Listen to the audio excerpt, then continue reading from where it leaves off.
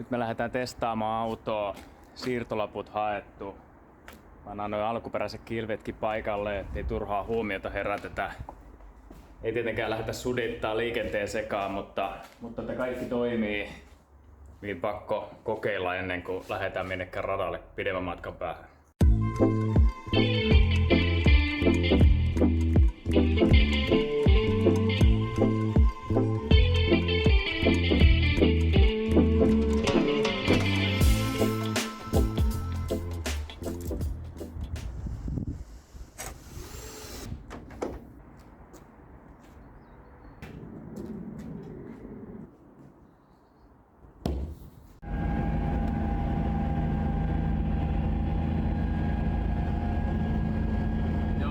Testilenkkiä.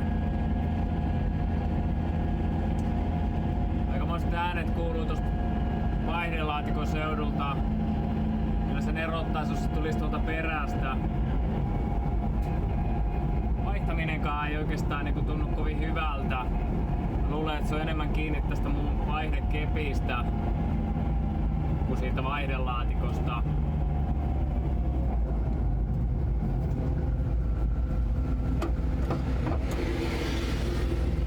Ehkä tässä jotain rajoituksia tai jotenkin rajoittaa noin mun kumijuttu tossa, tai sitten tässä on myös semmoista, että toi on niinku liian jäykkä toi vaihdekepin toi jousi. Varsinkin noin 1 ja 2 ja itse asiassa 5 mä en saa ollenkaan päälle, eli niinku ikään kuin joku siellä ottaisi vastaan. Lähdetään tässä välissä vähän extempore käymään tuossa Vantaan sirkuitin radalla. Auto on pakattu kyytiin. Joo, ei oikein muualle nyt päässyt tähän hätään muuta kuin sitten kaduilla ajelemaan, mutta se on aika lähellä tossa, niin voidaan vähän koeponnistaa ja testailla. Tosi säädöt on tehty nyt siihen sitä driftingia ajatellen, että nyt me ajetaan grippiä siellä. Mutta on niin iso vaiva, etten ala muuttaa niitä. Ei sen väliin. Mennään pariksi tunniksi sinne pyöriin. Joo, ei kauaksi päästy. Mä ajoin sen tuohon traikulle. Ei lähtenyt sen jälkeen käyntiin enää. Ajattelin, että siinä varmaan bensa loppu, kun se oli aika vähissä. Nyt kävin Huoltsikalla tankkaamassa ja edelleenkään se ei lähde. Niin löydään tietokoneet kiinni ja yritetään selvittää, mikä siinä on. Kohta meidän ei enää kannata lähteä sinne Vantaan radalle, sinne nimittäin menee kiinni ja me ei ehditä siellä kyllä olemaan sitten. No, selvitetään. No ei selvinnyt ihan yhtäkkiä. Jotain se, jos mä oikein niistä saksankielisistä sanoista tulkitsen ja jotain polttoainepumppuihin liittyvää, mahdollisesti polttoainepumpun releet tai sitten polttoainepumppu ihan sökö. Ihme juttu tosiaan, että mä ajoin sen traikulle, sammutin ja ajattelin, että mä siirrän 20 senttiä eteenpäin, että saa sitä painoa vähän tasattua, niin ei lähtenytkään käyntiin. Siinä vaiheessa enää. Kello on kuitenkin niin paljon jo, että sinne Vantaan radalle mä en ehtis millään kun korkeintaan tunniksi ajamaan. Niin jäädään nyt selvittää vikaa ja yritetään viikonlopuksi saada tuo kuntoon. Tätä vikaa tässä on nyt selvitelty, pääsulakkeet tarkistettu, sitten releet. Eli toi polttoainepumpun rele on tossa paikassa. Kaikki nämä releetkin on käyty läpi. 30. Ja kytkentäkaavioista. Kun auton laittaa virran päälle, niin ei kuulu polttoaineen pumpusta mitään ääntä. Niin no tällainen YouTube-kikka. Tietysti mistäpä muualtakaan. Numero 3087 saadaan, kun kytketään selvästi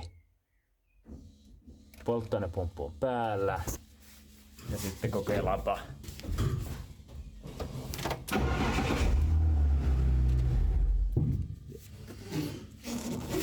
Joo, eli polttoainepumppu toimii. Auto muutenkin toimii. Mitähän nämä muut releet? Nämä oli vissiin jotain aivan turhia. Muuten sama rele. Kokeillaan tuota tohon paikalle. Oli jotain tööttiä ja sun muuta. Mitäs sitten? Kun virta käännetään päälle. Kyllä. Ihme juttu.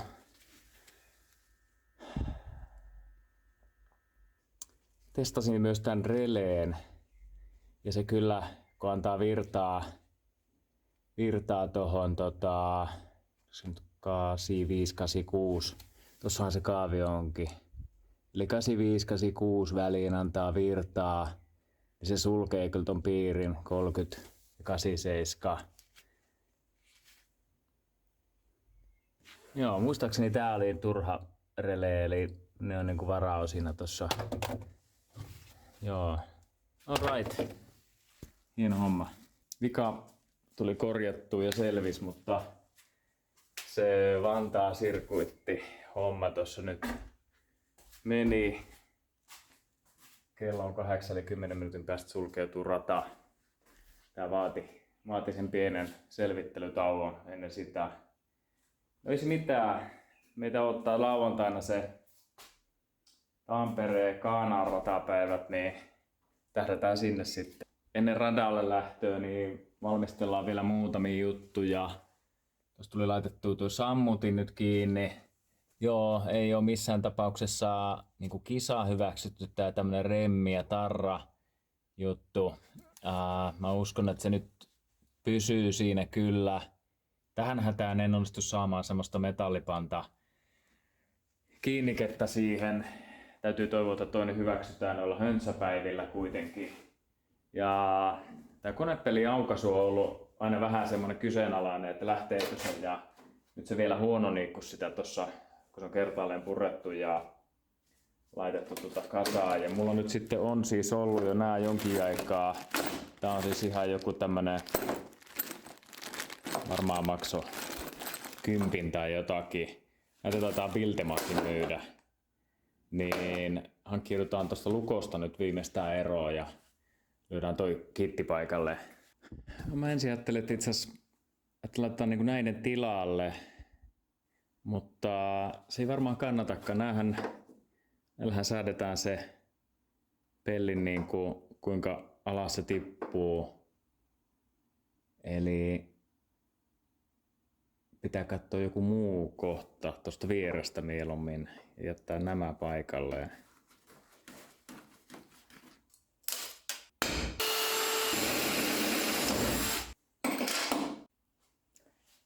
Molemmat on nyt siinä noin arvattuna. Mä vähän lyhensin niitä, koska muuten se ottaa tonne lamppuun kiinni. Mä arvelin sen, että se on about ton verran. Sitten seuraavaksi laitetaan siihen teipit päälle ja me pitää keksiä joku maali, kikka. Että kun me laitetaan tuo luukku kiinni, niin se merkkaa sit paikan, mihin tuolla pitää porata. No ei laitetakaan maalia, vaan laitetaan ihan vähän tosta vaseliinia päähän, niin se merkkaa sen paikan. Kukaan ei ole varmaan tämmöstä keksinyt ennen.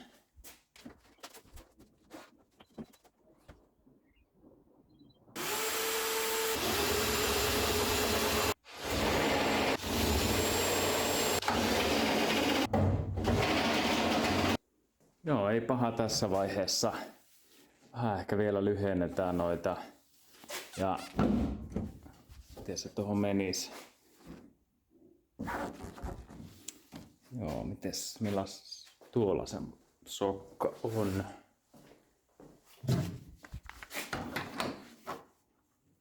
Se tuli siihen sitten. Mitenpäin nää yleensä laitetaan? Olisiko se sivulle päin?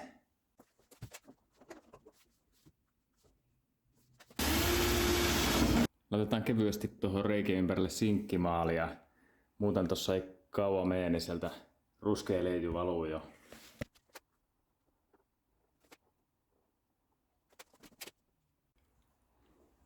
Sellainen tuli.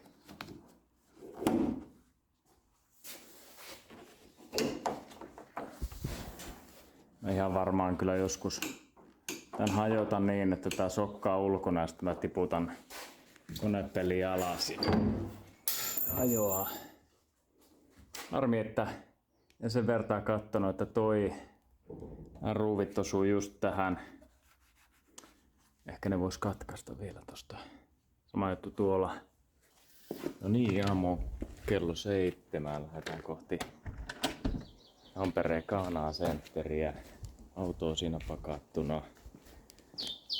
Mulla oli jotenkin käsitys, että Tampereen täältä Espoosta 2 tunnin ajomatkan päässä, mutta sehän onkin se Kaanaa Centeri vielä puoli tuntia siitä eteenpäin ja kaiken lisäksi 80 ajellessa, niin se onkin 3 tuntia enemmänkin se matka nyt sinne.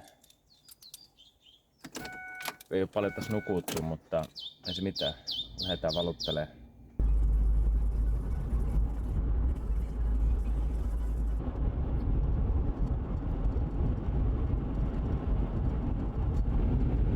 Kilometrin päästä käänny liittymästä 39-40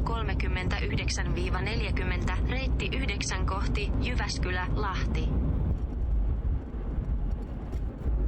No niin, nyt tultiin Tampereelle ja tästähän on vielä 3 varttia matkaa sinne radalle. Herra Jumala, tätä ajamista tänne on. No, vielä ei näy mitään. Misäs täällä mennään? Tuolla alkaa näyttää jo semmoiselta, että alright, saatiin lupa, ettiin paikka. Lähdetään kattoo mihin täällä mentäs. Okei, varikko on perustettuna. Onneksi saatiin vähän apukäsiäkin. Heikki tuli vähän ruuvailemaan yhdessä.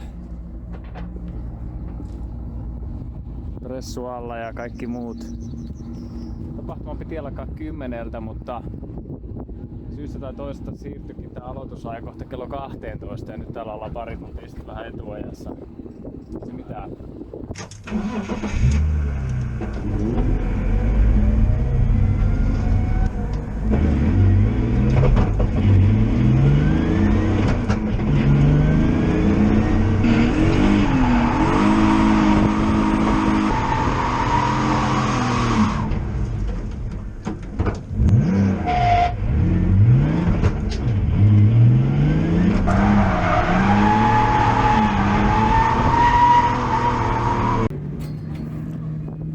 Korjaillaan jo pikku vaurioita.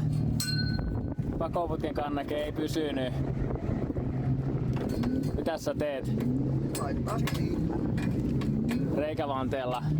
Sitten renkaat on alkanut kulumaan ulkosyrjältä täällä puolella, kun kierretään myötäpäivän rataa, niin laitetaan vähän kamperia ja vaihdetaan renkaat päikseen. Sitten homma jatkuu.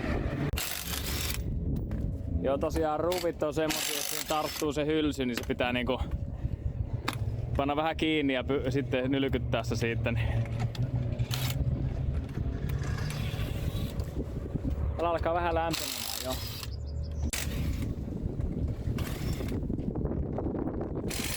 Täältä näyttää renkaat, eli ulkosyrjä alkaa jo vähän paistua. Mihin 3. veto, Yes, joka lähtee? Kolmosella. 3 ikinä. Kehitys on nopeeta.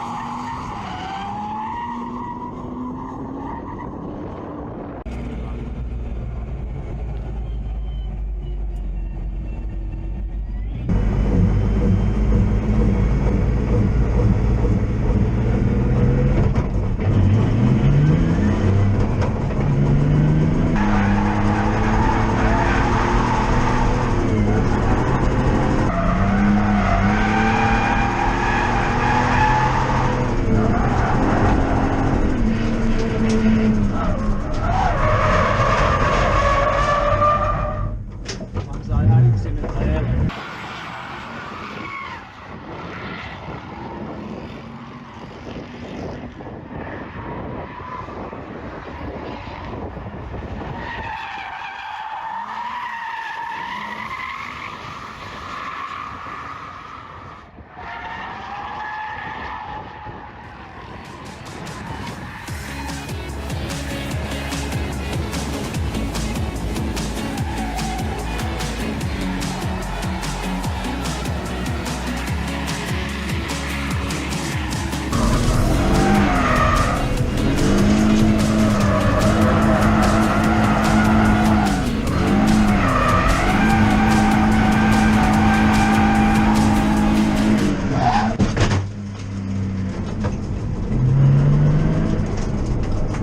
Kommentit tähän. Miten kävi?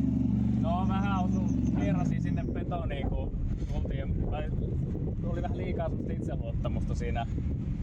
Rupesi tuntumaan, että mä voin mennä siihen aika lähelle, mutta sitten se ei oikeenikin se auto ja tietenkin hyökkäsi sen jälkeen kiinni siitä. Se on päivän viimeinen veto. Joo, ei ollut paha. Heikki on sitten lähdössä. Jees. Kiitoksia Heikille. Tästä homma jatkuu. Vanteet on muuten jo aika pahan näköisiä, mutta oikeastaan jos me vaan suoriin, niin ei olla mitään vikaa. Joo, tästä on pitkä kotimatka vielä, 3 tuntia kotia, niin mä lähden ajeleen. Morjens! Alright, lähdetään laskettelemaan Espoota kohti. Pitkä paluumatka vielä kotia Espooseen. Miten summaisit ton päivän, niin todella hauskaa oli ja alkoi sujumaankin jo jossain vaiheessa ihan hetkittäin se homma. Eli sai jo muutaman mutkan niin kun peräjälkeen onnistumaan. Ja no käsijarrua mä en niin kuin vielä edes oikein kunnolla alkanut opettelemaan. Vähän otin sitä mukaan, mutta tiesinkin, että kannattaa ensin yrittää niin kuin ilman sitä saada sitä ajoa vähän haltuun.